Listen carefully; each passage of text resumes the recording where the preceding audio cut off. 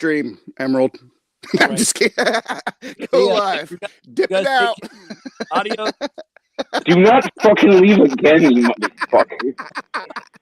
We're out of here. Well, see you later. Live. All right. I swear to God. So let's go over what the fuck we just went over. I felt like I was getting called out by a few people, and there were some good points made. Constitutional made a damn good point, commenting on my whatever the fuck it was, I don't remember. But point is, I made an assumption that Nickel had blocked me, which, you know, YouTube is kind of bad at. Well, YouTube sucks. So we can all. I was able to make the assessment that I could not comment on Nickel's channel now. Well, yeah, and make a post the same day. So I obviously wasn't banned or anything like that. Trident made a great point that it's very possible for people to see my comment, and we all know that I don't have much of a filter. You know, it's very possible for what the fuck? Cons is texting us. Fucking cocksucker. He's blowing you up. Up and see if he wants to come on. You want me to hit him up? Well, I mean, I sent you guys the fucking link, so it's not. Well, you know, he's always fucking busy. Yeah. His hands are full. But yeah, I wouldn't. Go ahead. Ever since all this started going on, I've been in the dark. I was like, what the fuck is going on? And I was trying to piece it together without getting in anybody's business. And I just had to hit you up and be like, what the fuck is going on? And I think people are feeling that way, man, because I just don't. I've never known Nickel to do something along the lines of like blocking anybody or anything. I don't even know if he knows how. Hell, he has a flip phone, for crying out loud.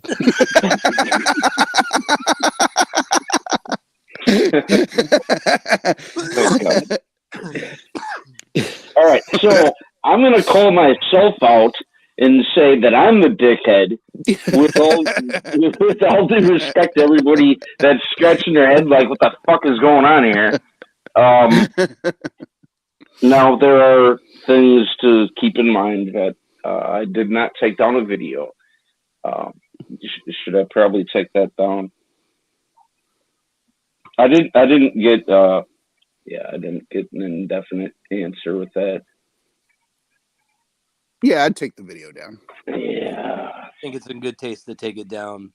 Yeah. I'm sure Nickel would appreciate that being taken. But, well, okay, so I think, first of all, I think this is good learning opportunity for anybody that's watching this or anybody that's been curious as to what's going on, is that when apparently I have not been blocked yet. I'm sure my time is coming.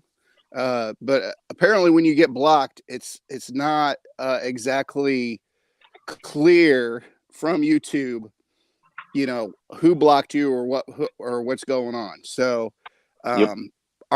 so in B's defense, he went to a page. You were only blocked on one page, right? You weren't blocked Correct. on anybody else's. And so then, you know, a lot of things that we do online, I think sometimes you just kind of, well, then you kind of put two and two together, and then you're like, okay, and then, you know, this happened because of this. But I think also at the same time, you know, especially when we're in this community that we care about so much, is sometimes emotions can run high very quickly. And, you know, so, yeah, I think, you know, it's just a matter of, you didn't really understand what was actually going on at the time. And you still don't know who reported you or blocked you or what happened with that. Correct. Yep. So, you know, but, you know, now that we've had enough time to kind of think about it. I think, what makes the most sense is that probably what happened is you made a comment and it either got automatically flagged by YouTube or somebody read it and they found offense to it and they reported you. But the likelihood that Nickel, being a First Amendment and a Second Amendment lover as he is, would block which you. I would like to believe. I will. You've made some excellent points. Let's do a shout out. We've got JK, we've got Joseph, we've got Loafer. Loafer, where the fuck are you from again? Aren't you in like Australia or some shit? Well, good day, mate. What is it with you and Australians, B? You tend to attract a lot of Aussies. Well, yes and no. They come and they go. We used to have one, but I think 79. Oh, fuck, I gotta turn that down. Okay. Sorry for the. Okay. Sorry if we had a. Fuck. UK, Sheffield. Am I reading that right? Yeah, Sheffield, UK. Thank you, Loafer. I made one comment on one of his videos, and he never made a video again. And then he just came to my live streams. It's fucking hilarious. B, you just shut people down, man. Yeah, you went scorched earth, B. What's that? Scorched earth policy. I liked it. I did like it. It was. I will give full credit, man. I was in store for a very boring night, and early, and I was like, "Oh my god!" I attached my seatbelt, and I mean, I don't know.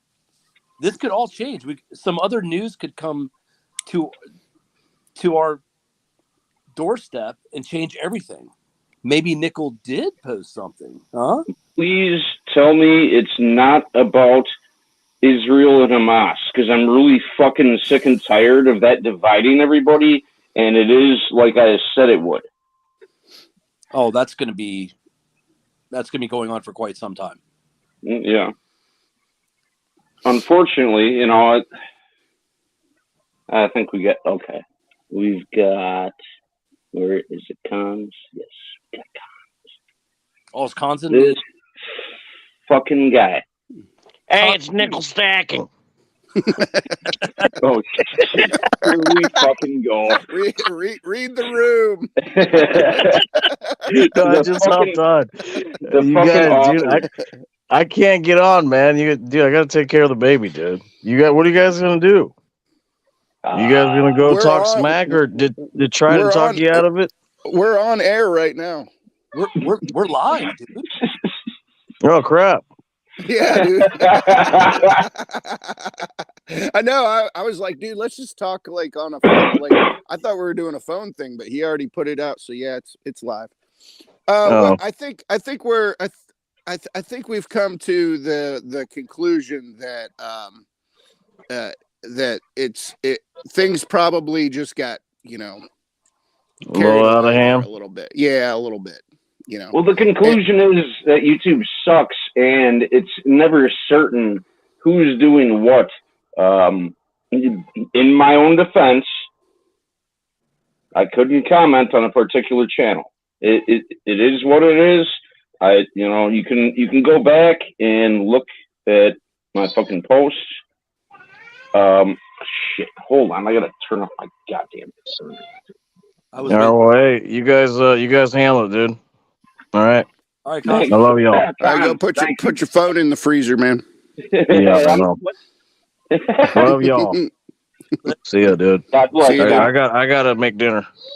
Take care of the kids. All right, dude. Later. Aw. Did his little one just say contest? We're using stage names at home now. My wife almost called me Trident the other day. Oh, Lord. Yeah. What's wrong with that? That's our mailman's name. Oh, what the I'm just kidding. What's wrong with that?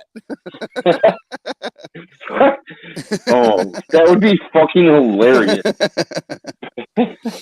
Craig's here. I'm not even Emerald, looking at Trident, Cons, and B squared. Can you all believe that I actually sent out mail today? Did you send a UPS? What? No, fuck no. I didn't. Good.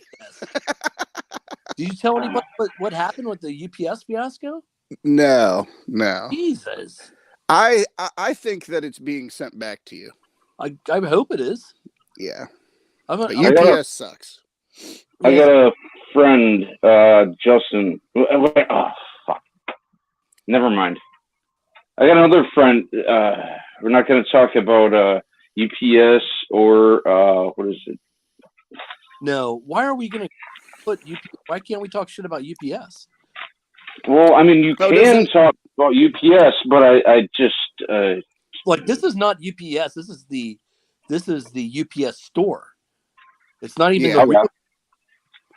FedEx was the other one I was going to mention. It's pretty hairy between the two. Well, so I've been thinking about getting that PO box, right? Because everything is residential address, and there's some whack jobs out there, man. I don't want, I'll exchange my information to the boys, but I really don't want my information out there. And so I went to UPS, the UPS store, and tried it. That's where you have your post office box. It's not a post office box, but where you have your box, and it's way cheaper. It is way cheaper than the USPS, and there's definitely some whack jobs out there. I'm one of them. Watch out. Yeah, well, that was my first package being sent to the UPS store, which is where my box is. So not a good way to start. But here's my thought is I think it's to you because otherwise they would let me file a claim. I'll find out tomorrow. Tomorrow. Go text and let you know what I find out. But it's still annoying as hell, man. I want that bah. I know, man. I know. Man. Do you have any idea how long I've been trying to get my grubby little fingers on that bar? God, nice reference. Dude, they're tough, man. They're super tough. Dude, not only that, but they're super expensive too. Yeah. Hey, what is y'all's opinions on the auctions? I've stayed away from auctions. I've stayed away from auctions for well over a year. Yeah. Like there are certain ones I like. Like, there are some guys out there that have really cool like pours and things like that. And I'll name drop them. Like, I really like Ocean. Ocean has a great auction. Spoke always has good deals. SGT Stacking. But man, some of these, like, I don't want to name anyone outside of that. Like, okay, here's my thoughts on the auctions. It's all about who you're going to support, and there are people in the community that are really willing to support some channels, and so therefore, that's why getting into the auctions is kind of a sketchy thing. You end up spending your ass off if you're not careful. Yeah, like people get caught up in it, and then they start bidding, and they get that endorphin high, and then they're just bidding for the bidding. I'm just, God, man, rein it in, people. Rein it in. Like, reference the stuff you're buying. Like, I couldn't believe some of the prices I'm seeing. I do know somebody that was a quote unquote whale on a very large auction YouTube account that does auctions. Been doing auctions for a long time. And they told me in confidence, and I'm not going to give it away who it is, but they told me in confidence that they regretted doing all that because, they got caught up. They got caught up in the fucking, excitement of it. Like, you're in there in a room with, 30, 40, 50 people. And, it's like snipers ready. And then they're like, hey, they took them down or, and like they get all this hoopla because, when they were quote unquote, just a viewer, a subscriber, So, you know, and the reason they regret it is because they spent way too much money on silver. Yeah. So, well, I mean, you know, luckily I never fell into that. I do some auctions just to support some of my friends, but that's it. Yeah. Yeah. Yep. And that's all I've ever really done. Particular pieces that I purchased to support people. And these are obviously people that have been watching for, like 2 fucking years.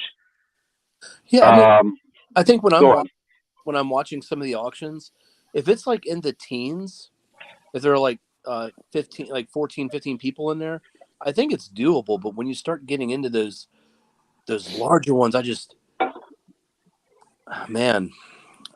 think there's a better way to go about doing it. And you know how, like, you know, the monetization and like trying to, like, I don't know, improve the silver stacking community, especially on YouTube. I'm not trying to bury anybody, but I certainly want people to understand what it is the hell they're bidding on and that there are other options out there. Yep. It's a very, very fucking valid point you made there. We got to keep in mind that, going into silver, we're already taking a hit. What do you mean? What do you mean we're already taking a hit? Oh, I'm taking a hit. What do you mean? Wherever you go, pretty much. I mean, can you get it for spot price? I know I can't get it for spot price. You can get it for me for spot price. I was going to say, I do like those spot deals. If you can find it, by all means. But, I mean, you go to your LCS, they're taxing you. Everybody's taxing you. It's. I know. Actually, I think. But that's the like we. Okay, so at the end of the day, what it boils down to is we know that it's something that we want, something that we feel like is it's real money. I hate to reference not a gold bug, but I think he makes a very good point with that. It's real money, gold and silver, and therefore we choose to take this forced money and convert it into that. Well, I mean, like, nowadays there's not a lot of places you can put your money in to, like, preserve your wealth. Like, a lot of people play the stock game. I mean, I'm a proponent of property. Like, when the housing market crash comes again, and believe me, it's going to happen again. I'm not a financial advisor, so you don't listen to me. But like, I want to get a big old chunk of property, man, like 40 acres, maybe in Michigan, like up on the Upper Peninsula. 40 to 50, yeah, roughly. That'd be ideal. And that's kind of, to be honest with you, what I had planned on doing with my silver and gold. Oh, change it into property? Yeah. I've heard of people doing that, but I've never known anyone to be able to do that. There was somebody that I know did that, but yeah, only one, and I can't remember off the top of my head. But that was kind of ultimately my intentions with PMs, we'll say. Yeah, I think there's a quote from the. You guys ever watch the show Yellowstone? Oh yeah. I think there's a quote from. I think it's the first episode where Kevin Costner said, because the guy was like, somebody was trying to buy a tract of his land, and the guy was trying to tell him about leverage, and he said, well, yeah, it doesn't matter because what would the richest person in the world be buying? He'd be buying land. So just keep that in mind. It is the ultimate of assets. What is China buying? Oh my gosh. They're buying property right next to some of our Air Force bases in the Dakotas, like installations, missile installations. Yeah, they've been doing it for fucking years. Oh, I know. It just, man, it just makes me incredibly nervous, and I still don't know how that can happen. Definitely something that we should all be taking note of is what the fuck China's doing, but at the same time, you know. You know what? If it came down to it, the government would put down eminent domain, and then it'd end up taking the property from the Chinese anyway. If it came down to it, we can't trust our government. We know that. Well, I'm just saying, like, if it was that, well, yeah, you're right. You're right. I mean, Khan's just fucking texting me. Hey, I wanted to say, who's your stacker stopped by? Yeah, I said hi to Hoosier. That is greatly appreciated. He said he's got 1 square mile of wooded property with my home smack dab in the middle. Dream homestead there. Yeah, I would love to have like an A-frame on some water. Oof. Is Hoosier Stacker? Is he the one that always has bingo? Yes. How does that work? Because I know you like B-squared. B, you're the expert on that. I only know how to lose at that. Yeah. Well, we all know that I win everything, but yeah. I've been frequenting Hoosier for quite a long time. He's a great dude and a very generous dude, and people donate, some don't, like myself. I only win shit. So is it like one of those duck races where you have to put money in and then you can get on and okay? Hard. So you got to choose your numbers. You pick 10 numbers and be smart about the order of it, and then you just show up on Saturdays. It's how I got to know a lot of people in this community. Let's see here. Let me go back just a little bit. Jamie Foxx is definitely one of them. 79. I doubt you guys will know Deborah Carbone.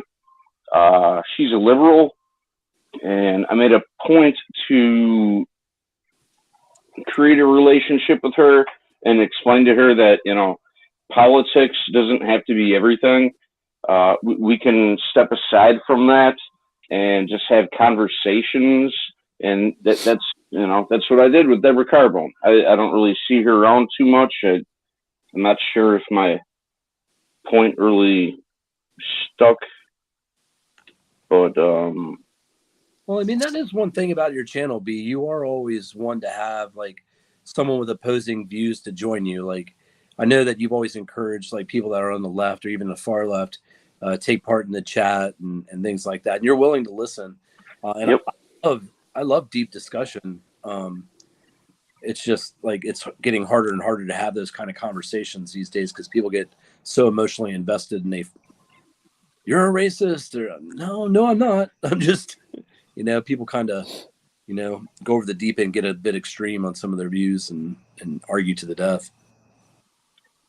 And, that was my point. It was just to reach out to somebody I felt was a good individual. I was able to fuck around in the chat, and it was like, you know what? Because we kind of clashed, and that's what that's why I actually went ahead and took that step. I did not want there to be frustration between the two of us forever, so I reached out, and like I said, we talked, and I felt I made my point.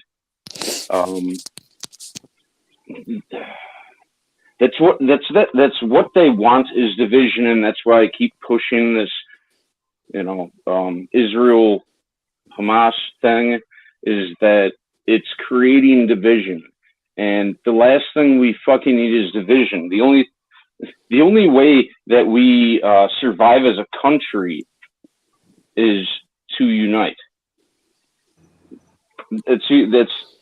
You goddamn hippie. Well, something. I was in a gas station the other day, and it's been a while since I've seen something this graphic on the front page of a paper, but I believe it's a New York Times, but they had a dead baby on the front page of the paper. You know, like a Jewish baby who had been killed by someone from Hamas. And that was one of my points.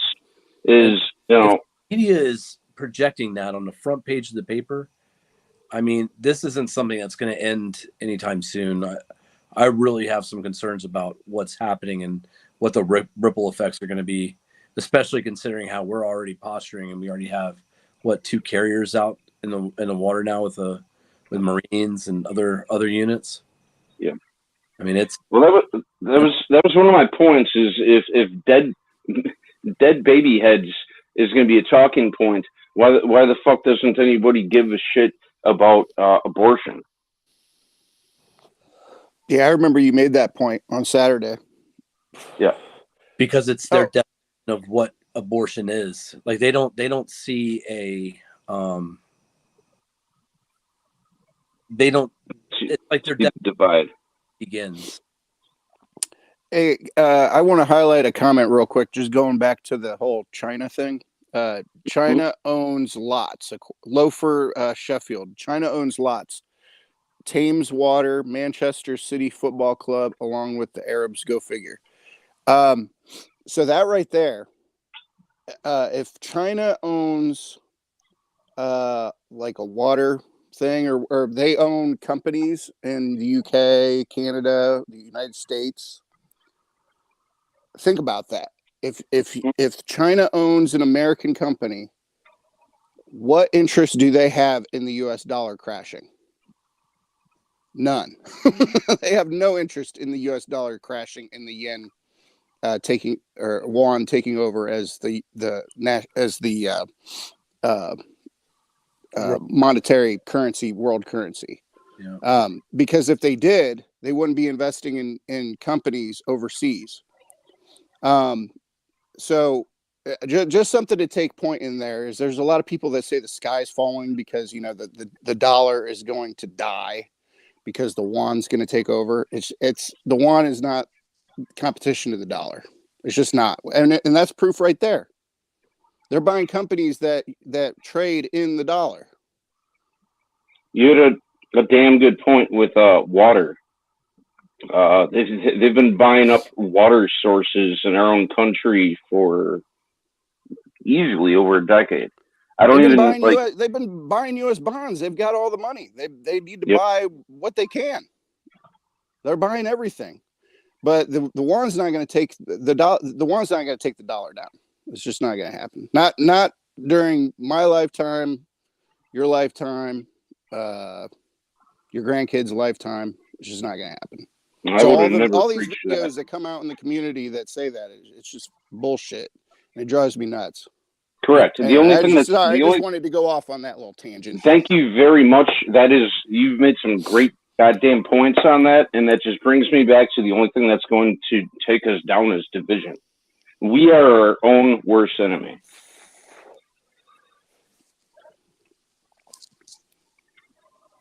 And me bitching about nickel. Well, okay, going back to let's put a bow on that whole situation, right? Is that, you know, if you had it to do over again, you would probably just reach out to nickel and be like, what the fuck, right? Correct. And it probably would have just ended there because nickel would have told you, you know, I didn't block you, and you know, like somebody else must have done it, and you know but you know, knowing now, I mean, hey, you shared the experience. Now I know I haven't been blocked. I could have reacted the same way. I mean, everybody knows I'm a loose cannon. Yeah, so I totally get it. I was going to say, I totally think you would have probably gone ape shit like I did. Yeah. Like, yeah, man. What the fuck is this shit? Yeah, dude. Yeah, I get it. I've never been blocked, so I don't, you know, I could have reacted the same exact way. I don't know if I've been blocked. Only YouTube knows that. Yeah. Fucking YouTube. But hey, this is good. You know, we're sharing information with the community, you know, what it's like to be blocked and, you know, what not to do when you get blocked.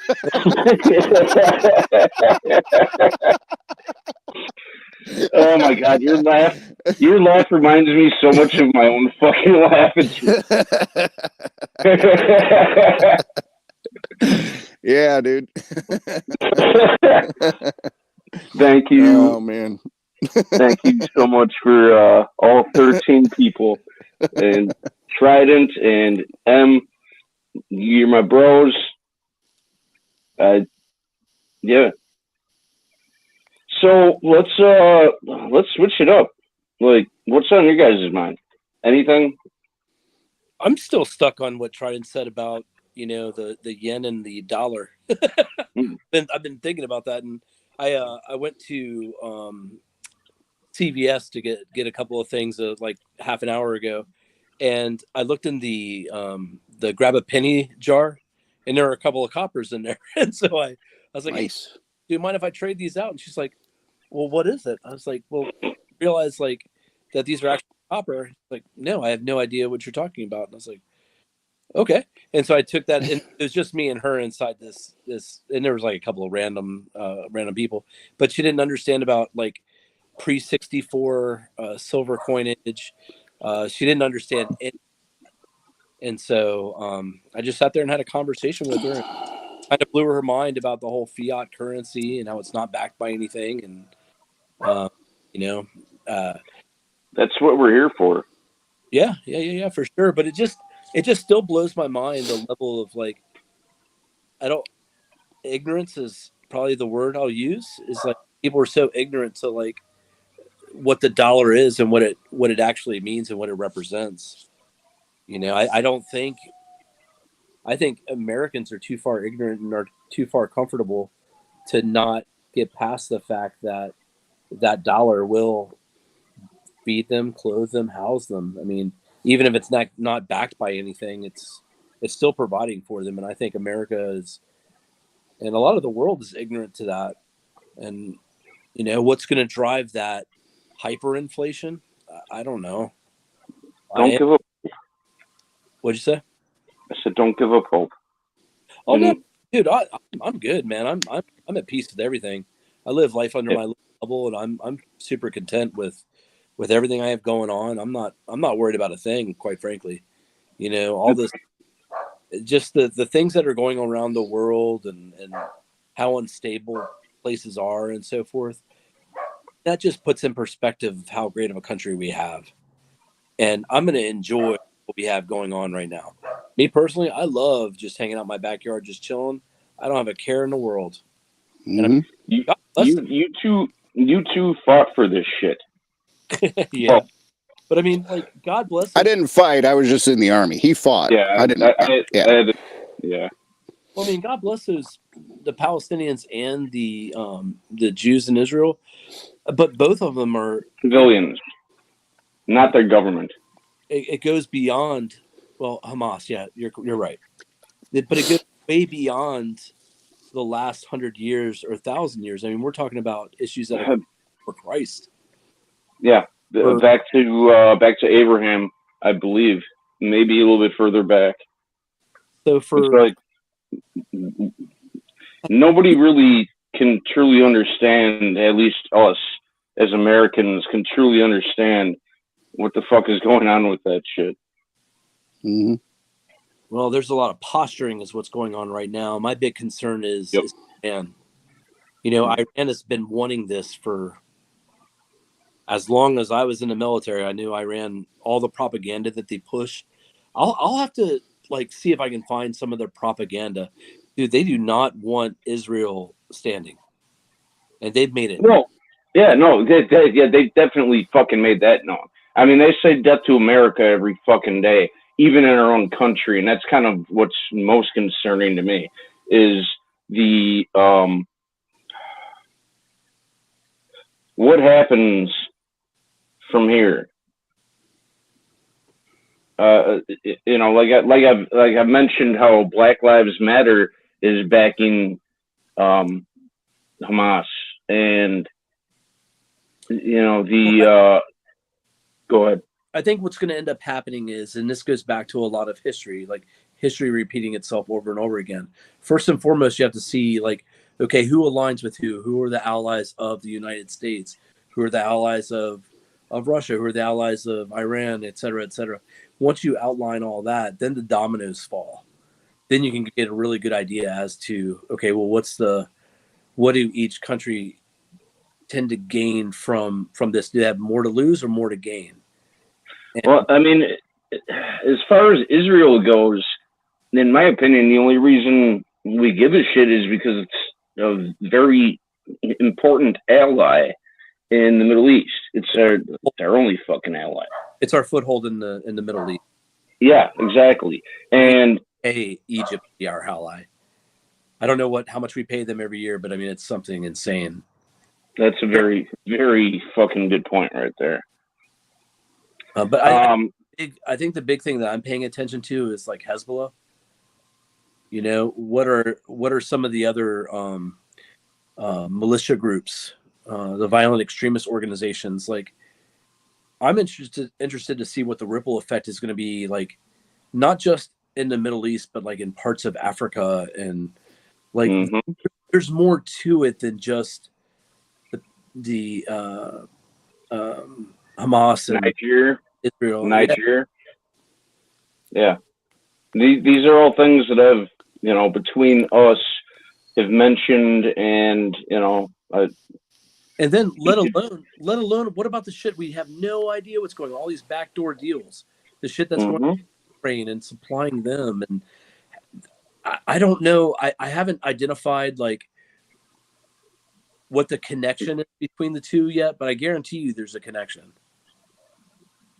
Well, I don't want to say guarantee, but I have a sneaking suspicion that there is some kind of connection between what's taking place in Ukraine to what's occurring in Israel. And yeah, absolutely. It's all kind of, and it's, I mean, we're all kind of fucked as far as understanding, but, you know, that's all we can do is try and encourage people, you know, to pay attention to this shit, because it's literally global. Like, this is something I've been mentioning as well, is this is a global resistance. So we all have to play our fucking part. Yes. We all have to fucking pay attention. We all have to communicate. It's not easy. Well, you're by any means. And today's day, the usage of a phone and the internet and so forth, communication is probably the easiest it's ever been. And in a lot of ways, it's even more difficult to have in person. That being said, you know, you're seeing people like citizens of Iran, other parts of the world, that they don't want any part of it. All they just want a home over their head. They want to provide for their family and live a good, honest life. They don't want to get caught up in any of this. And a lot of the time, talking heads that are government, like the Iranian government, for example, are the ones that are driving this hatred towards the United States. You know, it's all deep rooted. But what I'm saying is that, I'm sorry. Go ahead. If there's any opportunity for like a coup or an uprising with its citizens, it's now. You know, what it boils down to, in my opinion, is the central banks. Well, the central banks colluding with our governments, and that's why I will always emphasize, fuck the government, fuck the central bank. It's between us, the citizens, that have been oppressed forever. I'm gonna mute and let you guys go at it. Hey B, before you go though, real quick. What up? Loafer Sheffield said that he wanted in. He wants in the chat. So if you want to share the link with him or the chat, or I don't know. 79's here too. Yeah, open it up to anybody. 79's here too. That's hilarious. Yeah, 79. It's all goods here. And somebody had a nice comment about what we were talking about earlier. They said it's probably best if you don't post when you're drunk. did anybody ask me if I gave a shit? Okay, let me try to figure this out. I should be able to. Fuck. Let me check. Okay, I'm at 85%. That's okay. How's the temperature of your phone be? It's fine. I haven't heard your cup once. Yeah, I did that for a reason. Yeah. Fuck. All right, so let me figure this out. If I go to that, because I would really love to have Loafer on. You have a laptop? I think he does everything on his phone and tablet. You can post things. Wait a second. Am I a moderator on your channel? I know you're not, and you're going to be one now. Well, I don't want to have to do all the work. I did.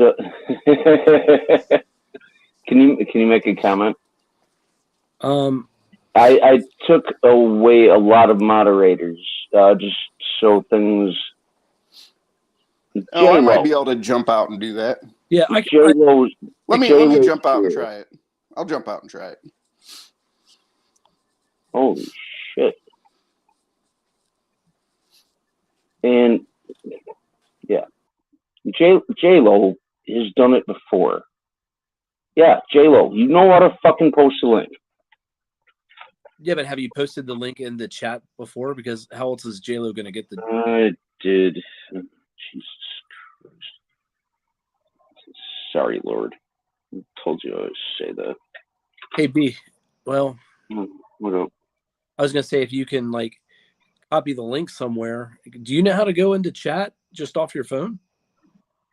You just push chat and then you go into comments. Comments. Yeah, so try and just enter the chat.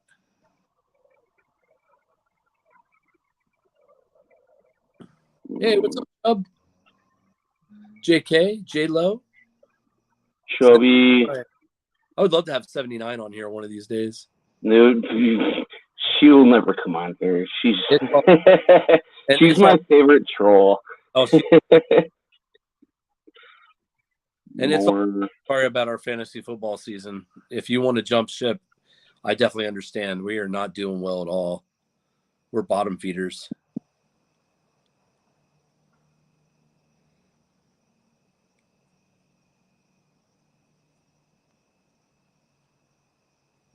So it's just on me now? Here he is. B, how you holding up over there, man? Man, I'm back. Is technology starting to get a bit much nowadays? I always hated technology.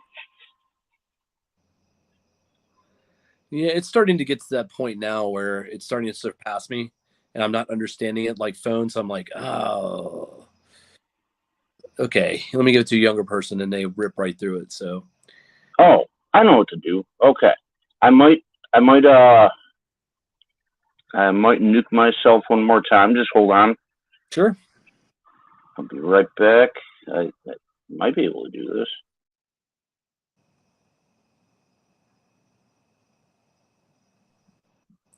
Has Institutional or anybody else been in the chat?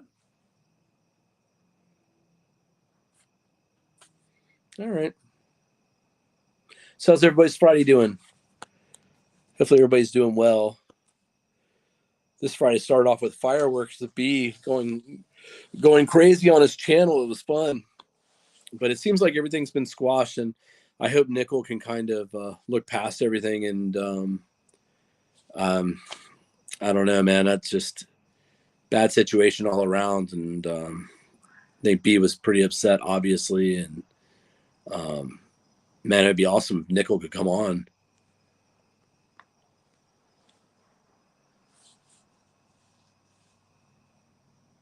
Maybe you there?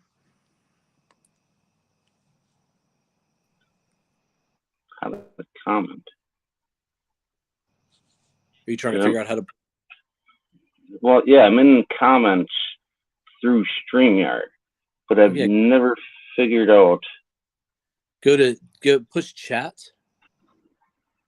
and then it should bring up another window where you go to comments, and then you push comments, and then you join the chat, and then you connect through YouTube. Mm-hmm. Oh, Mello just entered the chat. What's up, Mello? Mello. Hey, Mello, I got some mail coming your way, man. It's been a long time coming, but I finally got off my rear end and got a bunch of mail together and sent it out throughout the community.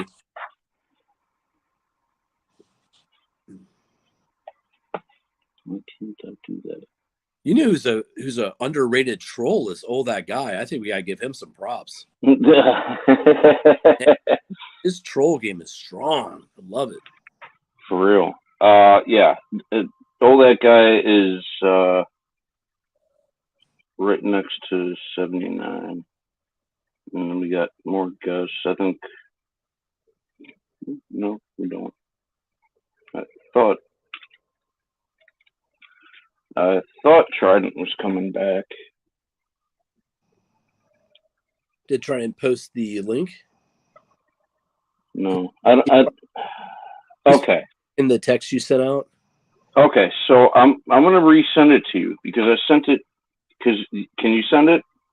Can you? I'm gonna go right back to our text and post it again. Trident said he's done it twice so far. 2 times now. Huh. Okay. Well, then I'll just go right back to here. My phone is getting a little warm, but we're not there yet. Oh, Craig, you're welcome. I'm sorry that took so long, man. I don't know what it is. No one ever told me how difficult it is to kind of get motivated to send mail out. But I hope you like it. I threw pictures in there. And of course your goal wins, so congratulations on that. Charging there. I mean, isn't it always cool when you do a goal and somebody that you want to win actually wins? Isn't that great? That's so. Okay. So, I just feel like dicking around a little bit, and I know you'll appreciate this one. Illinois Nazis. I hate Illinois Nazis. Yeah, I definitely was on a kick of I hate fucking Nazis. And everybody got onto it. And like, Nazis. Those Nazi bastards. It's different. You were cutting out for me. Their uniforms and stuff. I mean, they were designed by Hugo Boss. Like they had some sharp uniforms, but they were evil fucking people, man. I mean, genocide. That's a damn good point. I always thought that myself. They had some sharp ass looking shit for being some evil fucks. Yeah. Like we kind of slacked on that. Our uniforms and such. Yeah, you'd think we would have kind of tried to outdo them. No, man, all of our stuff really had purpose. All of our gear typically has purpose. The service uniforms, where it's like the dress uniforms, where you wear like when you have an event or something like that. I mean, there are some like Navy has something like, maybe someone in the chat can tell me, they have like 9 different service uniforms, something crazy like that. In the Air Force, we only had 2. Marine, I think that's probably the finest service uniform out of everyone. Marines? Yeah. They never change it. It's just, you know, they got it. That's why I wanted to be Marine. Unfortunately, did not. Okay.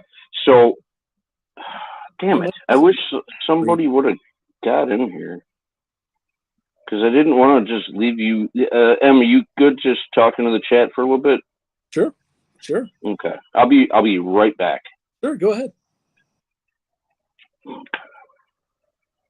Now I got to figure out how to get back in the chat. I'm muting myself now. Yeah. Try just said war is not a fashion show. I agree. I like to have practicality. I like to have usage with the uniform. Does this camo make my ass look big? Actually, you'd be surprised nowadays, Trident, how many people worry about how they look in their uniform. Like they actually get theirs tailored. And like nowadays, the what is it? The slim leg, tapered pant leg is in fashion and vogue. And we have these people in the Air Force before I left that were doing that in their uniform, and I was just like, Lord have mercy. Please make it stop.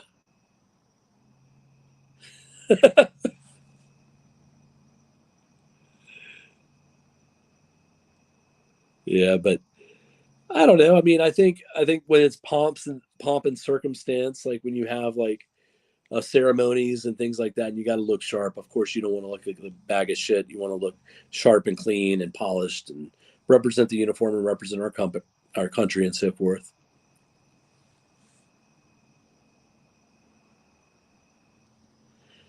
That's a very good point, Lover. I didn't even think I was going to be coming on tonight. I just wanted to be a fly on the wall and listen to B talk about the situation that's been taking place over the YouTube world. Trident, I didn't see in the chat where you posted a link.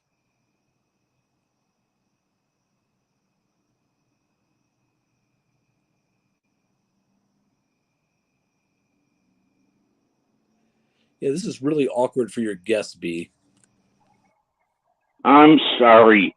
The whole uniform thing, that kind of takes me to like Star Wars, for example, the Empire. Oh, yeah. Efficiency over fashion, I guess, is what I was thinking. Hey, B, wrench Trident. So you can put the link. All right. That's why. I got it. My bad. Oh, Newsom is a car salesman. And you get. He's a silver-tongued devil. He may be Gavin Newsom out of California. Oh. He's a silver-tongued devil, man. How, like, talk about a track record. God, he can't even do well for his own state, let alone the country. Are you kidding? Don't get me started on we all Jesus. Okay, forget about politics. Sorry, Lord. So one of the things that I've been kind of harping on early on about like the auctions and things like that is the best, and this goes for a lot of people in the chat. Like, I would strongly encourage everybody to kind of, talk to the people that we've met online and so forth, and start seeing what people have available, and if they want to like do some trades and things like that. I think the best thing that we can do as a community is start dealing with one another. And I agree 100% with that. Found the best deals through people within the YouTube world, like Trident, for example, and plus I like finding shit for people too. Here we go. If I know someone collects something, I'm like, oh, I'll snag that for them, or I'll even hit them up in a text or so forth, and be like, hey, I just found this. Is this something you want me to pick up for you? Like, I've been on the prowl for a Constitution Mint, a CMI bar. Now it's gonna get fun. What up, Loafer? Hey, fucking hell! At long last, you figured it out. Jesus fucking Christ. I apologize, bro, but welcome to the fucking show.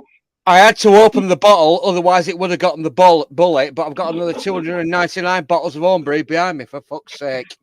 At least everybody that's here is going to have a good time now. We've got another great fucking individual in the stream. Loafer, I want to give you a minute to introduce yourself to a good friend of mine, M.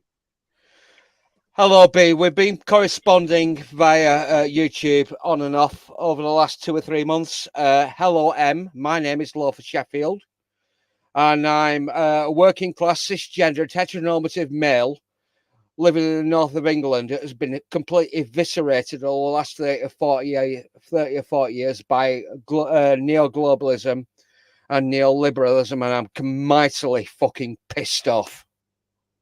Well, you're in the right place, Loafer. You are certainly in the right place to voice your displeasure with what's going on with your country. I don't think a lot of people realize what's going on over in England. No, most people don't. I've got I'm finding it very difficult to mask my contempt and hatred towards normies and sheeple who have absolutely no idea about politics, history, philosophy, everything that's gone on over the last, at least the last 30 or 40 years, but going back over 2,000 or 3,000 fucking years about the nature of global politics, and it boils my fucking piss. Well, so are you for or against the monarchy? Funny question, that. Monarchies have been traditional. No, monarchies have traditionally been very stable. Even though on account of the fact that the present House of Windsor, our battered, wing-nutted fucking WEF fucking king, is the family name of the British monarchs is Saxe-Coburg-Gotha. They're all fucking German. Yeah. So go figure. Yeah, I don't know. Here in the States, that show, The Crown, was real popular, and that uncovered a lot of, was a great bit of information for people in the United States that had no information, no knowledge, knowing that, who was who abdicated from the throne? Was it? I've had a lot of beer. No, Philip. Well, anyway. No, was it Philip? The guy abdicated in 1928. That led to the succession of the king, and then Queen Elizabeth. I don't know his name, but the guy. Holy fuck! But the guy that was previous to him was the guy that's currently appearing on that coin, which is George V. Can't see it, but hold on. Let me try to make you see that? bigger. Really low. They're all German. They're all German. They're all German. Oh. What I wanted to emphasize was the kick behind your back. Oh. God bless your soul, bro. Yeah.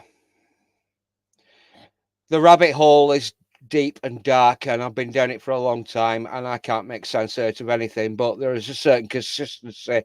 The algorithms have served me well. The last 10 years I've been down here reading and stuff, and things don't make sense. So let's just say I'm hedging my bets with regard to precious metals. What's the situation like over there with buying precious metals? Do you have to pay a lot of taxes or anything like that? The thing is, in the United Kingdom, if you buy silver, you have to pay a 20% purchase tax called VAT. So straight away, whatever spot is, just let me bring up. I'm opening another. My preferred bullion dealer is Charles in the United Kingdom. They're currently saying that it's £19.22 per troy ounce on silver. So straight away, if you wanted to buy a coin, you have to pay 20% purchase tax on silver. The only thing that you don't have to pay a purchase tax on is gold bullion coins that are minted within the United Kingdom. So if you're thinking about bullion, that's Britannias and sovereigns, if they're actually minted in Llantrisant in Wales by the Royal Mint, you do not pay purchase tax. If you want rands or any other things, any other coins, you have to pay a purchase and import tax, and then obviously you've got to pay your mailage postage on that, which is my preferred bullion dealer. I am not advocating for these people. Hello, YouTube. It's Charles of Blackpool. They've charged £6, which is around about $7.50 for sending it out to your property, and I've currently got around about £26,000 worth of rare numismatically graded PF69, PF70, very rare coins, and I've probably got around about £15,000 worth of gold sovereigns. I do not pay one iota of tax on that purchase. All I have to do is pay the premium above spot plus the purchase charge. My bank is fully aware of what I've been spending my money on, and yet they've never rang me up to say, why are you spending all this money on gold? I can't buy silver. We have to pay 20% purchase tax on all silver bullion, whether that's, and yet my bank has never rang me up to say why you're spending all this money on gold. So help me understand like the difference. I don't know what the dollar is to the pound, but how much would you pay for a out the door for a Britannia 1 troy ounce Britannia? I don't know because the price has gone up. I'm pretty.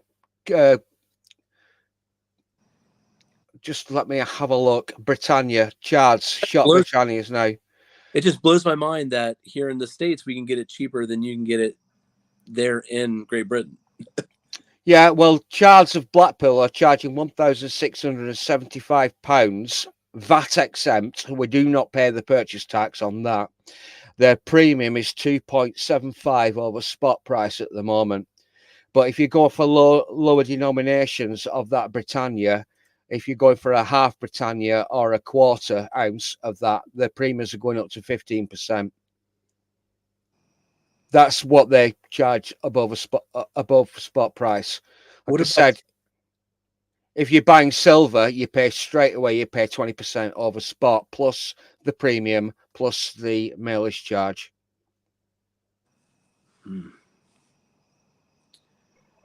Man, that's tough. Yeah, it's crap. It's all crap. We're like I said, this is global. We're all fucked if we don't fucking unite.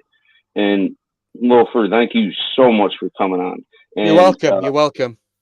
I didn't mean to make it uncomfortable for you, but I did have to piss. And I don't mind being in uncomfortable positions, man. Right. Yeah. That makes you better. Exactly.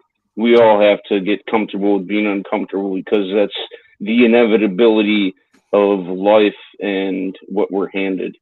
If you only knew some of the situations I've been involved in that they put me in an uncomfortable position, man, I can handle so much. Like my bandwidth for handling if I'm to be uncomfortable, like dude, this shit doesn't faze me at all, man. Doesn't faze me at all. I can only imagine. And once again, thank you for your fucking service. You were, yeah. You're truly a stand-up guy, and just know that I will always appreciate your friendship. Well, B, I appreciate that, man, and I appreciate yours. That's the one thing about a lot of the veterans in this community, man. Like it's veteran heavy. Like a lot of people have worn the uniform and fought for that flag. And, Loafer, like I've actually worked with a lot of you Brits downrange, like in Afghanistan and Iraq and areas like that. And love fighting with you guys, man. You guys bring it. I wouldn't really know much about that on account of the fact that I actually applied to join the British Armed Services when I was about 16, 17 years old, when I left school, high school, what you would call it. I'm deaf in my one ear. I was born deaf in one ear, and they would not allow me in, so I would not have passed the entry qualifications to join the British Army at that time. Knocked a lot of people out. As a matter of fact, I kind of got lucky with mine. I timed it. When I was first going in, I was just like, I think this is about the time they would do it. And I wasn't hearing it, but I clicked it and they said I passed. So my hearing has always been real rough. Maybe it's just because I'm subjective to what I like to listen to, maybe, but so yeah. Yeah, but the thing is about the British Army is when was the last time that the British or the American Army were actually engaged in a legitimate war against another nation or what have you? I mean, the last thing I can remember is basically that the Falkland Islands in the Southern Atlantic, the Malvinas, the Argentinians invaded them in 1982, 1983. As far as I'm concerned, that was a legitimate war that the British had over any foreign territories that they owned. Well, if you look at the American wars, when was the last time the Americans were actually, or the British, or any NATO-backed allied group were actually involved in a foreign war overseas, which was actually legitimate? I mean, we were all told that Saddam Hussein had weapons of mass destruction. My grandfather and uncle fought in the Korean War, and then I had a great-grandfather that fought in World War II.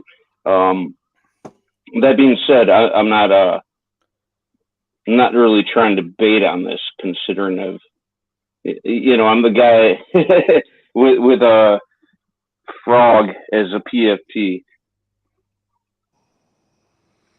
Well, Craig in the chat has just said that the British SAS is no joke. I used to, when I was stupid enough to go to college, I was employed in a shop that sold camping gear, mountaineering gear, climbing gear, and the guy on the shop was a former lieutenant colonel in the 22 Para Regiment. And I said to him one day, when was the last time you actually involved in combat? And he said in Aden, I can't remember the name. And even that at 22 years old, and I'm now 56 years old, I said to him a long, long time ago, I said the British Army were never officially involved in the war in Aden. And he looked at me and he gave me that look. He was ex-SAS Lieutenant Colonel in the SAS. He was involved in a war which was never sanctioned by the British state, and that would have been around about Aden, mid-60s, something like that. Yeah, I don't know the exact dates or years. I don't know. For me, I mean, you mentioned the whole Saddam Hussein weapons of mass destruction. I don't know. You look at like the Middle East has been fought over for centuries. For its resources, for whether it be resources or even what we have going on right now with like this jihad situation between Hamas and Jews and so forth. It's ultimately always a power struggle, by these elitists. I'm so anti-elite. This One World Initiative that we have going on with like Klaus Schwab and George Soros and all of them. Bingo. The influence have the fact that the United States political system is an absolute atrocity. It's a joke. I can only imagine what you Brits see our political system as, because it's horrifying to me to see what's become of our great country. Central banks. I'm sorry. I have to constantly interrupt, but this is a great fucking conversation.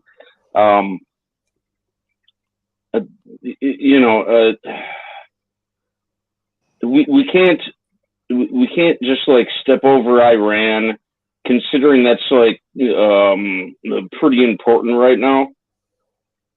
There's going to have to be a coup in Iran. There already was in 1979. He deposed the Shah of Iran in 1979, and a theocracy moved in. I mean, that's like the MO. That's like our constant way of juggling power, are through coups. And I mean, that goes for other countries in Africa as well. Go ahead. No, go ahead. B, what were you going to say? Iran is quite literally the reason why we're seeing what we have with fucking Palestine in the first place. Now, you wanted me to find proof, which I cannot, because the internet is so fucking censored.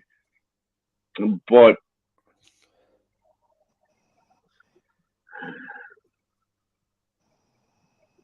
I would definitely entertain the fact that what happened in Afghanistan has a lot to do with how Iran had the arms which are sent to Palestine in the first place. And, I'm just wearing my tinfoil hat. Well, Iran runs arms through Iraq. They go through there's a northern part of Iraq. It's a known route for exchanging arms into Syria and into Palestine. Like it's everybody knows. Everyone? Well, I mean, within the community. Okay. For the decision makers, a lot of people are aware. I mean, I mean, I'm not the least bit surprised because it's like oftentimes you see even in like local police states, like they know where the drugs are, they know where the problems are. But it's like you just have to be lucky. It's like the drug cartels coming in from the south. Like you just have to be lucky, and hopefully you have good intel that drives you to apprehend or what have you. But there's so much information to sift through, and so many. You just have to have good human intelligence. You have to have good rats that are close to decision makers. That's the key. If you can get someone to flip, that's where we get most of our intel from. But I'm a firm believer. It's almost like when we had that situation with Muammar Gaddafi. I can see something like that happening with Iran, but it's Clinton. He came. We saw. He died. Hillary Clinton. Yep. And she laughed at that. Yeah. Now, the thing about Muammar Gaddafi is that basically, at the end of the day, Muammar Gaddafi, he might have been one of them, arse up, head down, carpet kisser. I'm an atheist. I suppose I'm culturally Christian, but I'm an atheist. I don't believe in God. Sorry, people in the chat. You can bombard me all you want. But at the end of the day, he said that he'd have his mother living in a fucking tent until everybody in that country would actually have running water, sanitation, and a house over their head. He was trying to have gold as currency. There you go. He said, "Why should we have to be aligned to the petrodollar? Why can't we denominate the sale of our oil around the world?" I don't know. Strange idea. The gold dinar, and within 6 months, he was fucking dead. Yep. Yeah, well, like I was saying, he wanted to have gold as his fucking currency, and look what our government did to him. It was a coup as well. Our government is very good at that shit. Yeah. Craig just said he's not having a go at me. I believe what I want. I do not believe in an almighty governing person in the sky. I'm sorry about that. No, you're good. I don't believe in it. But unfortunately, at the end of the day, people do believe in that. And this is a bit of a fucking deep dive. There's like 3 executives of my will, which is my brother, my nephew, and my best friend. My best friend. I can't believe I'm saying this. My best friend Abdul. I've had very frank conversations with him. Yes, he's fucking Shia. He's first generation immigrant, British Pakistani Muslim to this country, and he's the 3rd executive to my will. And he knows what I've got. I've not even told my fucking wife. Now, if that doesn't scare you about what's going on in the world, I don't know what does. Well, that was going to be my next question for you, Loafer. Is like, well, what is the current climate like in Great Britain? Like, are the citizens widely aware of what's going on, or are people ignorant to it? People are completely stupid. The normies do not know what the fuck is going on. It's whatever the current thing is. First of all, we had this trans shit that's going on. We had all this stuff going on about Ukraine. We had all the thing about the coup, and things have gone on. And people, as far as I'm concerned, if you actually listen to mainstream media, can I interject? They just tell you what they want you to know. This is exactly why we see what's going on with the BRICS nations, because the central banks are trying to push their shit on them, and they're saying fuck you, because they don't want this cultural change, because ultimately if they allow the central banks to take control of their nations, that's what it boils down to, is fucking their civilization, fucking their culture. And we've already, as America, we've already allowed that. I'm not sure, I can't speak for you, Loafer, Well, exactly what's going on over your southern border is exactly what's going on over Europe, across the Mediterranean, flooding up through France and Italy, and it's coming across the English Channel now, floating across on rubber dinghies. We've got a lot of people, and they are not legitimate refugees. They are economic migrants. Overwhelmingly, 80 to 90% of them are... they're military-aged men without families invading our fucking borders. And I got to take a second to thank everybody for being here. I think this is probably one of the best live streams I've ever been on, and thank you for allowing me to host it.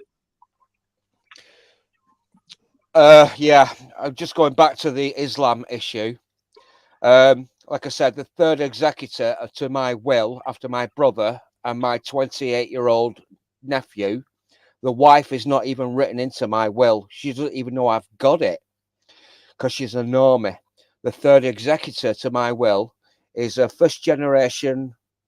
His father came out of Pakistan. He's a doctor and a cardiologist. I've had some very, very frank conversations with him. And around about 15 years ago, I said to him, I said, what's all this shit going on about blood, this and the other? And his wife got their children, 2 daughters and a son. The daughters were wearing the hijabs. The son got his pajamas on. And I said to him, oh, you're going to send them round to the madrasa for their religious education. Are you going second round to that madrasa around the corner at the bottom of Page Hall in Sheffield, where I live in Yorkshire? And she said, no, we don't send them to that madrasa because it's full of nutters, crazy people.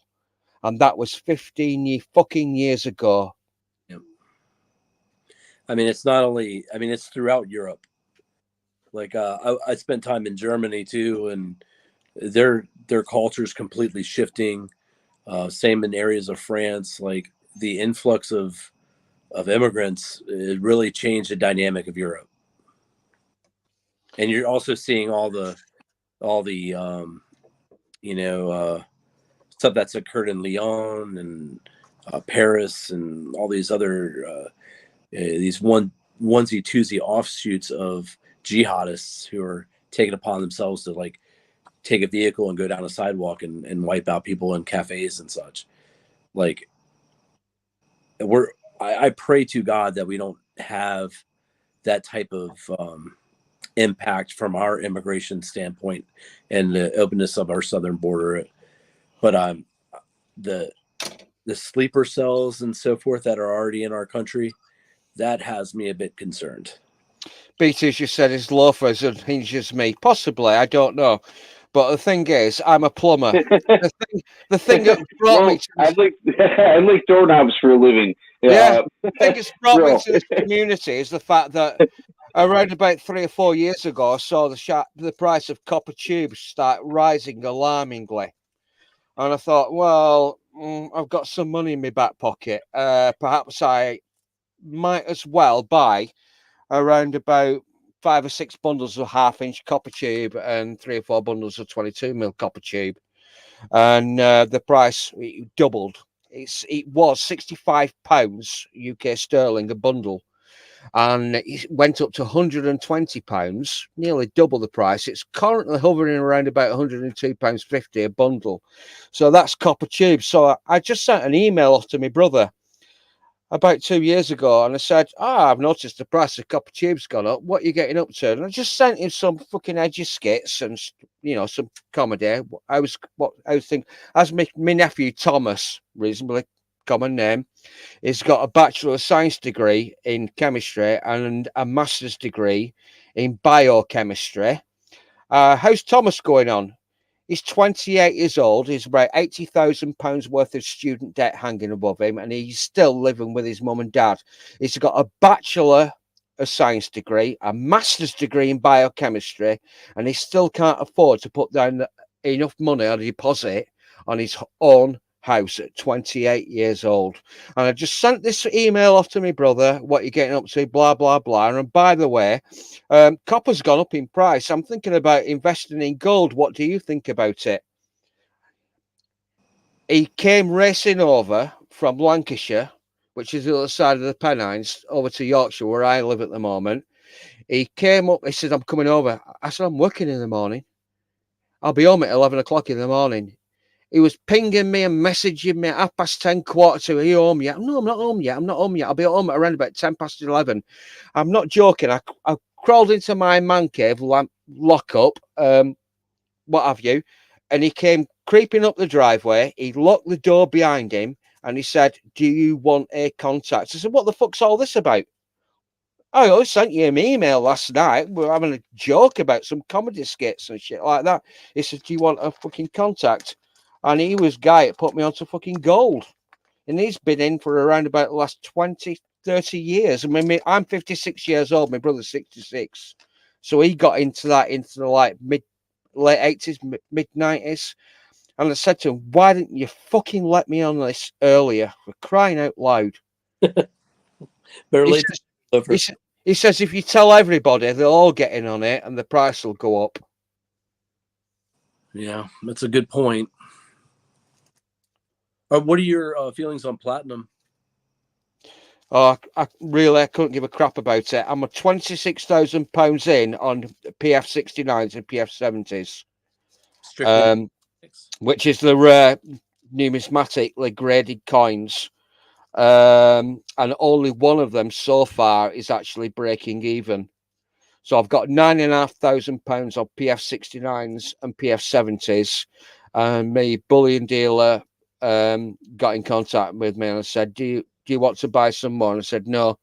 At the end of the day, it's these are very, very rare graded coins, the proof coins. I'm never going to see the benefit. My son and my grandchildren will probably see the benefit from them. From now on, I'm just stacking. I'm just getting into the fucking Britannias and the sovereigns. Was that your main reason for stacking? Was for like generational wealth? Yeah, essentially. Yeah. I think that's more common around here as well. I have a daughter with special needs, and it's one of those things where when I pass away, she's going to need care. Yeah. So why I stack gold and silver and eliminate my debt and try and be smart with my money.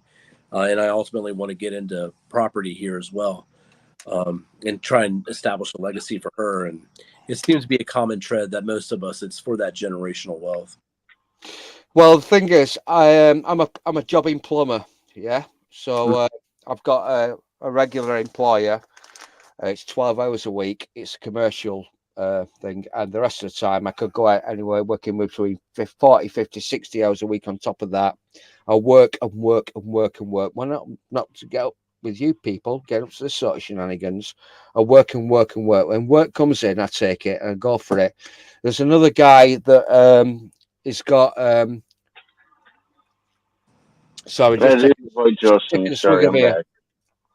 there's another guy that I work for who's Greek Orthodox, and his family got thrown out of Cyprus in 1974. His family lived on the northern part of Cyprus, and the Turks invaded, and they took over half of the entire fucking island and basically sequestered all this land, all this property, and threw this guy out. Now, his dad came to the United Kingdom as a legitimate refugee in 1974 with no assets and no wealth, and he worked very, very hard. Now, his son, one of my customers, is called Nick. Okay, I call him Nick the Greek. It's a pretty common name. I ain't going to dox him. He came to this country in 1974, at least his father did, and his only lower middle class is a secondary school, a high school teacher, what you'd call it. He's got 6 properties in Sheffield that I routinely do the maintenance on.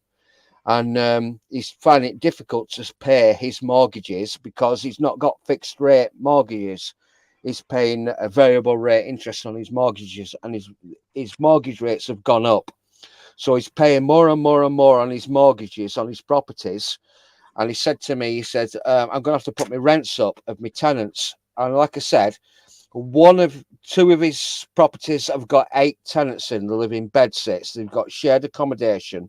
They might share a kitchen. They might share bathing spaces, but they've got their own rooms. Okay. Now, he wrote to me and said, look, me gas and electric have gone up. I said, well, look, Nick, the kilowatt hour of electricity has gone up. the cubic meter of gas has gone up, you will it says, no, my consumption's gone up. My consumption's gone up. You do the meter readings. It doesn't matter whether the rate per kilowatt hour or what I ever pay per cubic meter of gas has gone up. My consumption's gone up. And you would not believe it. I did a spot check on his properties, and most of his tenants are now working from home. They're not going into the office spaces. They're working from home online. And basically, they've got to heat and light their properties, and he's finding it more difficult to actually pay his variable rate mortgages on his properties because his tenants aren't going out to work 8, 9, 10 hours a day. They're working from home. At what point did you notice that happen? It was about 2 years ago, and he said that well, I've had this email. Apparently, Serco, Sierra Echo Romeo Charlie Oscar, which is a British Quango. It's something to do with the British government. Basically, they've given out the tenure to running these properties out to a company called Serco. So basically, these companies will secure all your mortgage repayments, routine maintenance, your gas, electric, water rates, and council tax, your local amenities tax, and they will guarantee the payment even if your tenants burn the house to the fucking ground. And it's no coincidence that flooding across the southern border of the United States, we've got exactly the same thing going on in Europe, that Serco will guarantee landlords' payments, their mortgages, their gas, their electrical, their water rates, everything against inflation for housing people floating across the English Channel on fucking dinghies. I have to introduce Justin to the stream. Justin, I don't remember if I introduced you to M, but introducing. Okay, Justin, I'm introducing you to Loafer. I'm pretty sure Justin is waiting with bated breath. Hello, Justin. And on that note, you got to run. It's kind of getting past my bedtime, so I'm gonna cut. But Loafer, great talking with you. Justin, good seeing you, man. And B Squared, thanks for having me on, man. I hope y'all enjoy the rest of your weekend, and be glad you kind of found some middle ground with what all that drama that occurred earlier, man. And hopefully you can smooth that process even further over the weekend. Yeah, I'm not too worried about it. Thank you, love you, bro. Thank you for coming on. Always appreciated. Get some sleep. Oh yeah, take it easy, fellas. I'll be in the chat. See y'all. Cool. Later, dude. Welcome, Justin. What's going on? Very good friend, my longest internet friend, Justin. Welcome to the stream. Don't be shy. Don't be shy, Justin. If you just jumped in, you might not have heard what everybody else has been talking about. So we'll fill in the gaps. What's the drama? Don't worry about the drama.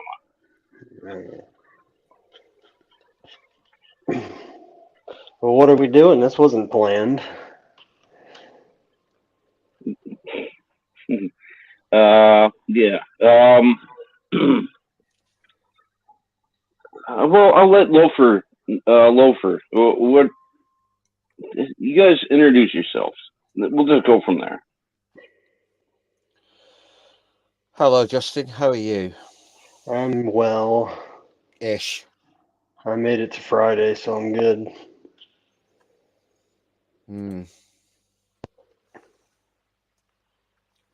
Well, it's currently 4:15 a.m. Greenwich Mean Time, and I should be at work tomorrow morning, but I really can't be bothered.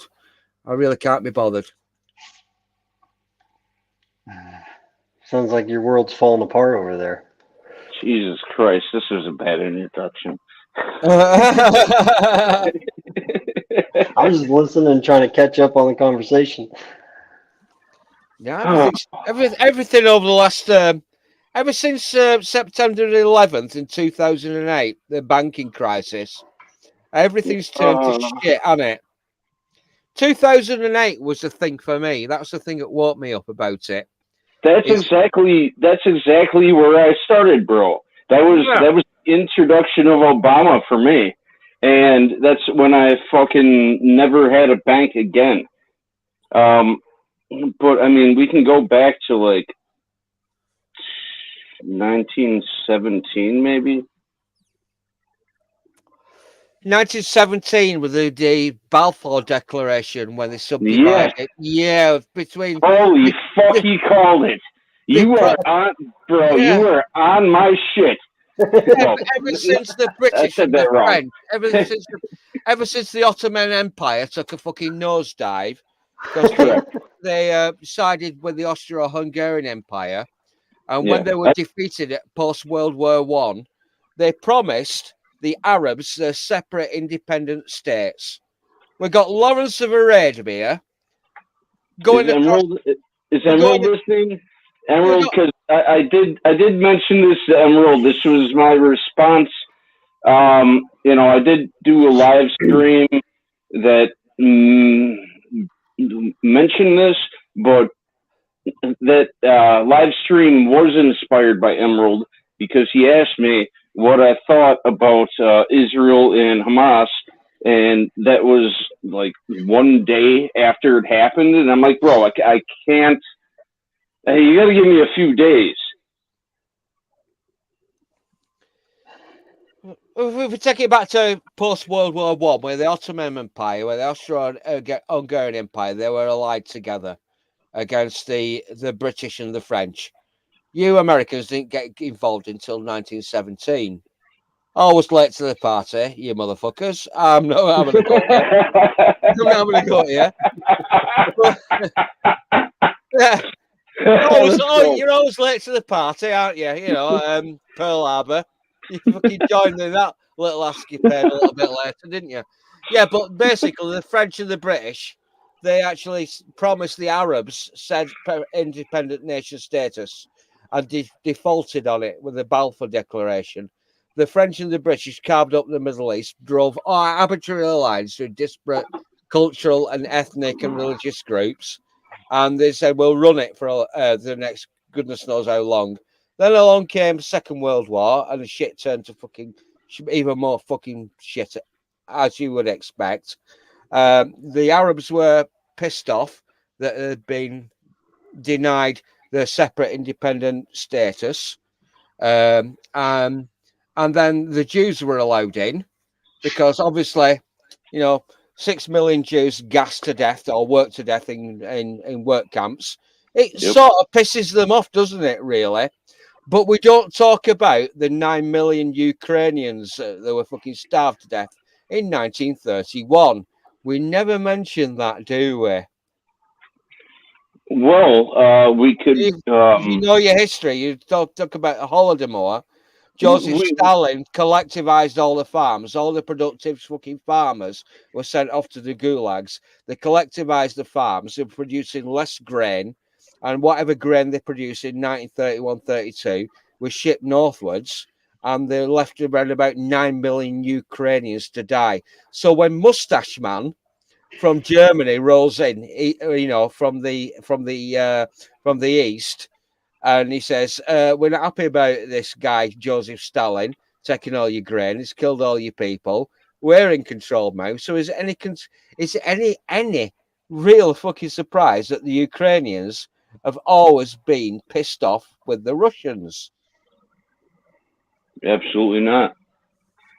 Now, we could go a little bit further back. There's a band... Justin, what's that band? System of a Down. Yeah. System of a Down, for example, represents genocide as well.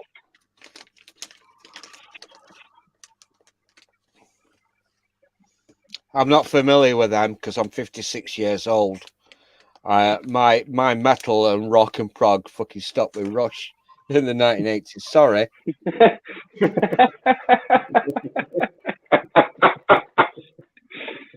Justin, do you want to step in on that?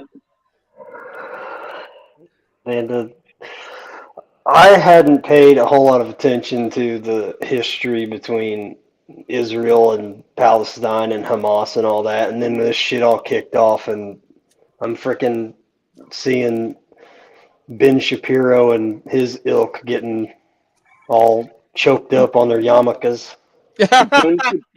Ben Shapiro does not represent us, and nor does Candace Owens, and nor does anybody else that doesn't get fucking canceled. Let's keep that in mind. I'm really disappointed with Jordan Peterson because I've got his book 12 Rules for Life, and then I saw this spicy meme where you got Ben Shapiro in a hooded cloak with his claws dangling over Jordan Peterson, and then you've got this Armenians. JK got it. You got this window, and there's a guy clawing at the window, and he's going, "I'm so disappointed with you, Jordan Peterson." Yeah, he kind of sold out when he went over to Daily Wire, didn't he? Yeah.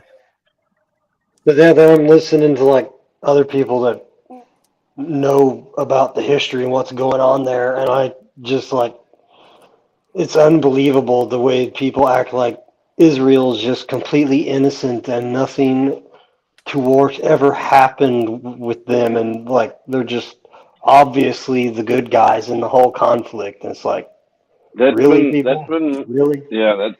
my point from the get-go. Like, let's not allow our government or the mainstream media to make us pick a side, because yes, obviously Israel is our strongest, well, it's our only ally in well, the whole thing. They don't. Whoever you talk to, they're in their corner, and they say, "Well, the Israelis were doing this and that, and oppressing these people," and you're like, "Well, okay, but they shouldn't have been firing rockets at them and like killing kids and kidnapping people. Are you defending Israel? No." Israel got attacked, and they should be able to defend themselves. Yeah, but maybe they ought to like not be so rough on these people and like let them have their state or something. And are you defending what Hamas did? Like, oh my God, I give up. Absolutely not. These are the conversations that need to be had, and I appreciate you guys for being here. We might be completely tinfoil-hatted conspiracy theorists, but at least there's some. Well, I've been called that for probably since I was 13. Let's chop 13 off of 40, and that's how long I've been a fucking conspiracy theorist. The thing that makes me laugh about it, and I must admit I am a little bit nihilistic, is if with regard to the Keck flag, you know what I mean? The thing that makes me a little bit nihilistic about all this sort of stuff is the fact that oh crack it, I've a beer. You have to excuse me.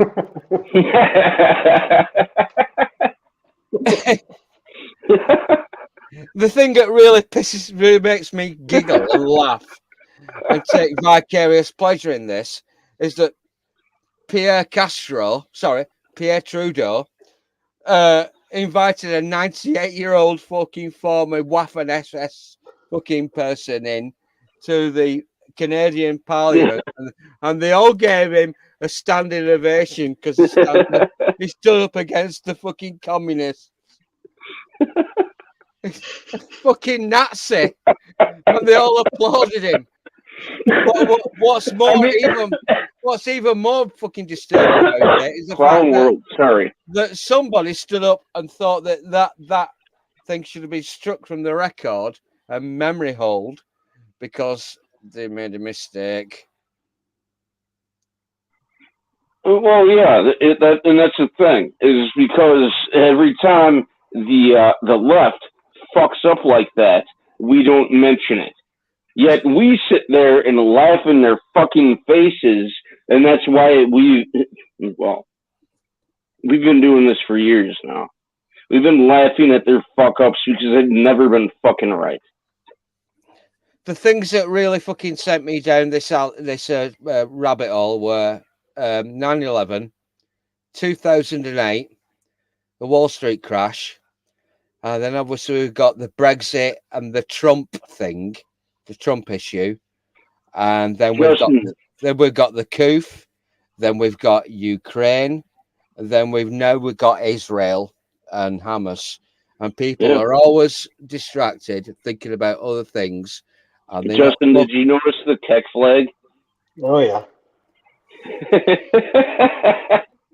This is exactly why Loafer is on my fucking stream, and I never would have expected that.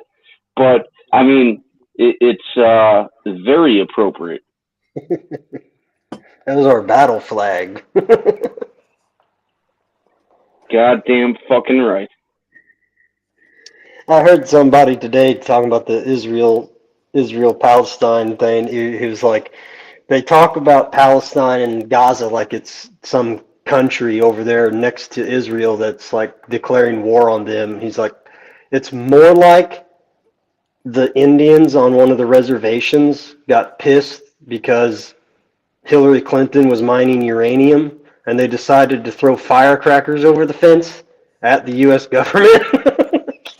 I'm losing my shit right now. Where is the most of the uranium mined? With particular reference to the French. The French got in on it big time. They started making the nuclear reactors, and apparently, I've heard it rumored that 10% of the electricity, which is exported from France to the United Kingdom, which is actually 10% of everything that I'm actually communicating with you good people on, 10% of United Kingdom's electricity is sent from France.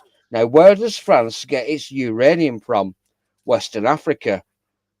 Does anybody know what's going on in Western Africa at the moment with regards to the coups and everything? Well, mining the shit out of it, that's always been the agenda.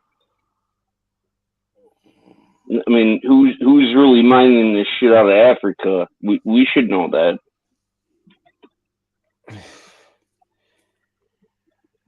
It's all a big battle over resources, the world's resources, oil, uranium, copper, gold, what have you. At the end of the day, and food as well. I think the Arab Spring uprising across North Africa was because grain prices went up and people got pissed off because they started getting hungry. That's a damn good point. Forgot about that. And that's a big deep dive. There's a guy on Twitter, I've mentioned him before, Majid Nawaz. He's nominally a Muslim, an observant Muslim. He believes in Allah. Okay. And he has been... Now, I have to interject. I'm sorry. I apologize for interjecting. And this is where I go back to my point of unity. And so, like, other...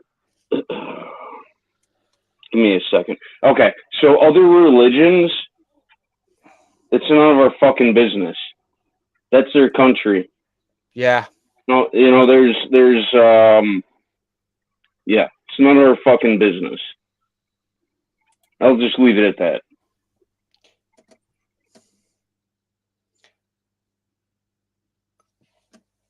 I can't find it. If I could find it, I'd throw it in the live stream. But it was a great conversation between Majid Nawaz, Brett Weinstein, Jordan Peterson, and Douglas Murray. I think one of his shows, I think I saw that. Yeah.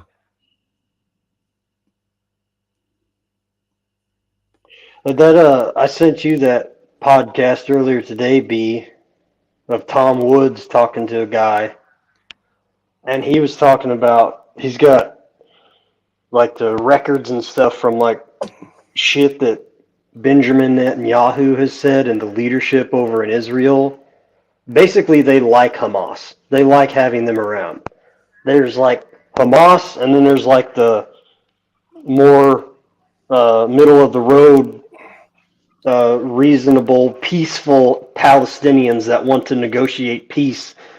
And the Israelis like pitting these two against each other and pissing off the Palestinians, so they go and support Hamas. So when Hamas then decides they're going to launch their little bottle rockets at them, then they have an excuse to go over there and start blowing shit up.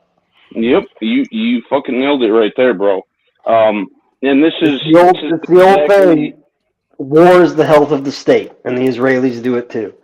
This is what they want. They want war, and we're watching it. This is what I've been saying. We have to avoid division. The only way we get out of this shit is through unity. Yeah.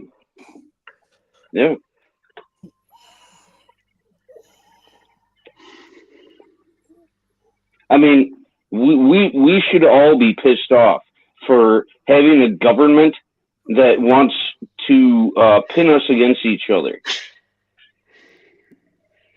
And if you are pissed off, then you're not on my side. I need everyone to fucking unite. Thank you. You have the stage, Justin, and Loper. How much of this mess would be avoided if our government would have just stayed the hell out of all these wars back to World War I and just minded our own damn business? Thinking about the United States is that they separated in 1776 over tea. And I don't even fucking drink it. I prefer coffee. Bro, best fucking... Oh, my God. Yeah, but the thing is, 1776, the United States sequestered, they got rid of the British, and they started off as a reasonably good thing because they took the British Constitution or common law as the basic locus of the Constitution. They were pretty smart people, the people that set up the United States. But unfortunately, around about 100 years later, it got ridden over by financial interests. So cracking. Justin's loving that comment. We started as a concept. It started off really, really, really good. Thomas Jefferson never wanted to get involved in foreign wars. He was a bit of a hypocrite because he was a slave. I think he had a tobacco plantation. Okay, so and he had slaves. A tobacco plantation. There we go. I'm rolling a ciggy. And he never wanted to get involved in foreign wars. But the thing that dragged, he said, we need to trade with other organizations, other countries. We do not want to get involved and entangled in whatever wars you get involved in. Unfortunately, there were some people in North Africa that were taking American seamen and American citizens as slaves from the halls of Montezuma to the shores of Tripoli. Jefferson never wanted to get involved in foreign wars. Fortunately, ever since that time, he didn't appeal to Congress to send the fledgling North Atlantic Fleet into any foreign wars. He sent the fleet in where at a point, I think the American Navy at that point were actually appointed to Congress, and the American Army were rolled over every 4 or 6 years.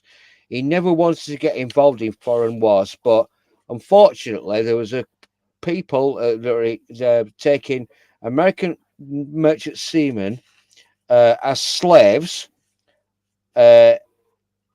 in the Mediterranean, and this was 1804. He sent the American Navy into the Mediterranean because they were taking American merchant seamen and individual citizens into bondage slavery in North Africa, from the halls of Montezuma to the shores of Tripoli. That's the Americans' Marines song. Yeah, that was 1804. That's where they got the nickname Leathernecks too.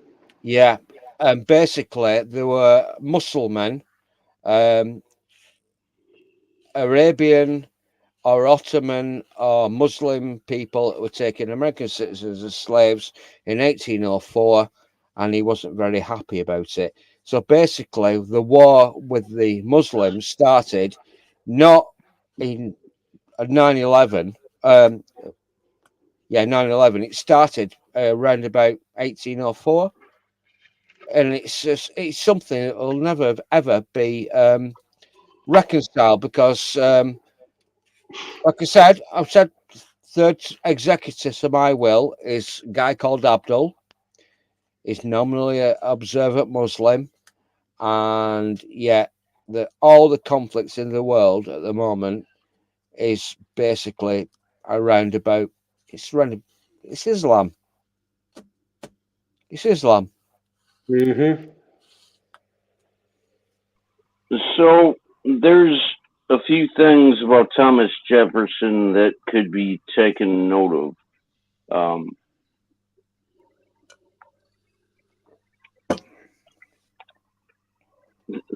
Honestly, I don't even want to. I'd rather just everyone actually take note of Thomas Jefferson in the first place and look into the history of it, because what Thomas Jefferson did is kind of comparable to what we're witnessing right now. It's a war between competing ideologies.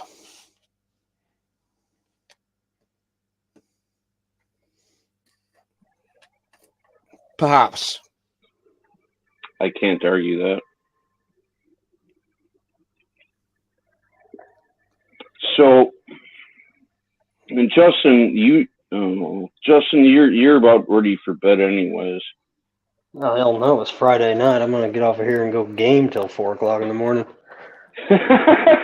You fucking.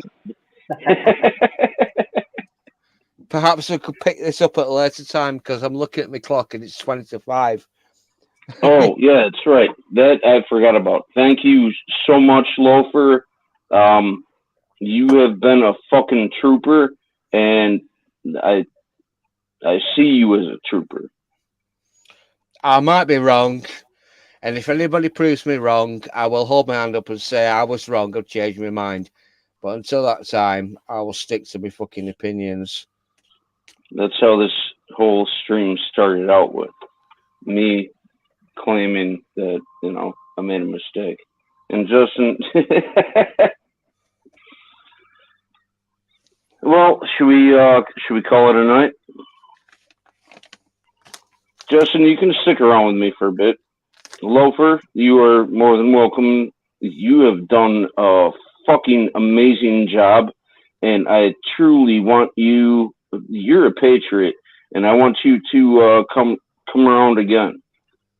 I'll be happy to. Excellent. We won't throw out your tea. What was anyway, that? Saturday morning tomorrow, I think that there's a certain rugby club in East Riding of Yorkshire. Bro, they're playing at home tomorrow, and Godfrey Bloom will probably be in attendance. Godfrey Bloom. Loafer, shoot me a link. You know where to find me. Yeah, I'll post it in the chat. I don't know if it'll get through to you because basically, quite a lot of my opinion pieces and comments on YouTube are memory old. Welcome to the machine.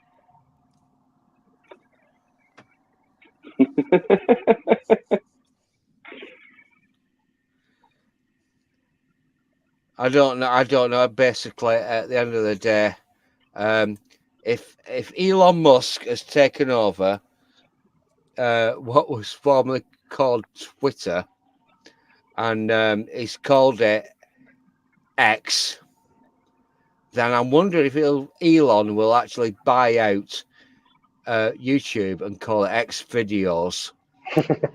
Don't go there.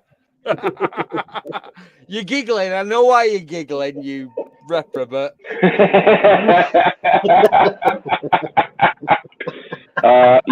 Yeah, we're all on the same page. I'm not sure if the chat is on the same page, but emphasize Keck. Yeah, everything's turned to shit. Just cope with it and try and figure it out amongst yourselves. It's like I said, I've been 10 years down this fucking rabbit hole, and I still haven't fucking figured it out. You gotta start somewhere.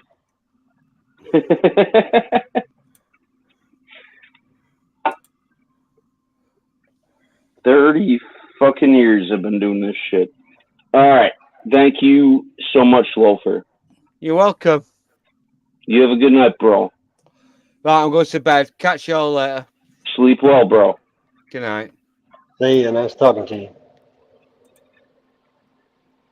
Justin, what up? Oh, man. You scared me. I thought I missed a day or something. I was like, it ain't Saturday.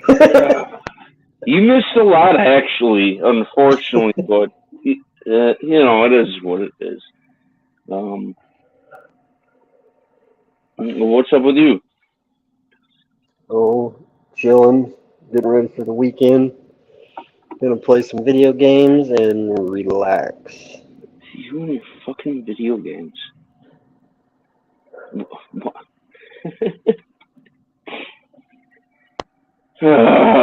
I gave up on video games like 10 fucking years ago. Just like that's because you're not good at them. No, actually, well, I don't play. I don't play fucking those games. Minecraft. You just played Minecraft. Yeah, just Minecraft. That's the only games I play. No, Red Dead Redemption was actually the last game I played. Red Dead Redemption 2. But so you're jumping into video game world? Yeah, as soon as you kick me out of here. Well, I don't do that shit. I'm not against. Yes, he does. Everybody listening knows that you do. Booted. All right, let's take a look at yeah. 79 is our greatest mod. Chubby Hubby is a good mod too. Oh, that guy, thanks for stopping in. JK, I hope you ate well. John Camper, thank you for coming in. And there was somebody that I never saw but was mentioned.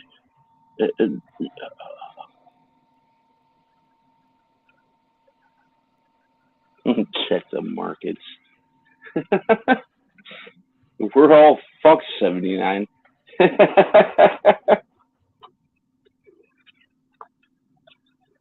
All right. I guess we'll call it a night. I could probably hope for somebody to find me, because it was mentioned.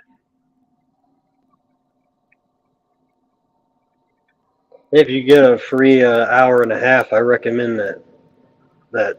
Oh yeah, that's right. Yeah, I got it. Yeah. I totally. I was on vacation and did not check out what you sent me, and I will do that. God bless y'all. Thank you for coming in, every single one of you, stinking rotten bastards. I'm actually 100% now. All right. Peace out. We're closing it up. Yeah. Meet here tomorrow at the same time. Same time. Fuck, that's right. I'm supposed to have a frog show. No, I'm on vacation. There is no frog show. There's no frog show. I'm on vacation. Oh, okay. What? What? You skipping it? Getting some downtime? Yeah, Much needed rest? unfortunately, yeah, I'm on vacation, and there's a reason for that. But if you start from the beginning, you'll figure that out. God bless. Have a good weekend, y'all. Thank you, Justin. Yeah, man. Catch on the flip. There's no flip.